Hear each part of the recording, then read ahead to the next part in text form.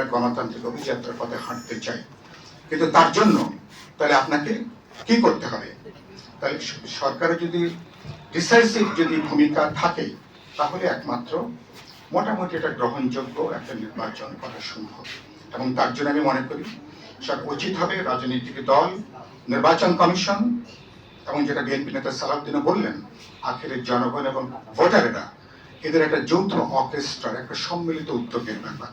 Finally ভোটারেরা তারা যদি তাদের ভোটের ব্যাপারে সচেতন থাকেন এবং ভোট কেন্দ্রে বা পুরো অঞ্চলে ভোটের ব্যাপারে কেউ যদি বাধা প্রদান করেন, সেটা যে শাস্তিযোগ্য অপরাধ হিসাবে বিবেচিত হবে, এ ধরনের দৃষ্টিভঙ্গি থেকে যদি ঐক্যবদ্ধভাবে আমরা কাজ করতে পারি, আমি মনে করি তাহলে কিন্তু আমরা এই যাত্রায় আমরা কিন্তু পার হতে পারব।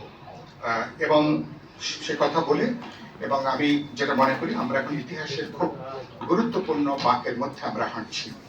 এখন 1 ইঞ্চি সরকারের পা যদি কোনো ব্যাপারে যদি 1 ইঞ্চি যদি সরে যায় নিচে এসে, এটা কিন্তু 1 মাইলে মানে এটা কিন্তু বিপদ তৈরি করবে।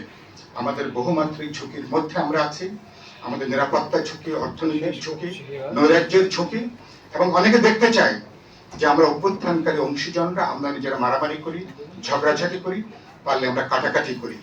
অনেকে আমাদের মধ্যে বিভেদ, বিরোধ